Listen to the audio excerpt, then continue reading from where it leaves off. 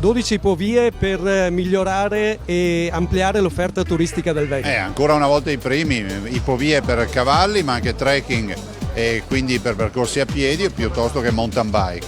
Sono 350 km dal lago di Garda a Piancansiglio, si intercettano ben 12 percorsi che sono 12 percorsi del territorio con i gradi di difficoltà in modo tale che ognuno sa già all'inizio del percorso che difficoltà troverà, ma saprà anche che eccellenze turistiche ed enogastronomiche o culturali incrocerà nel suo andare.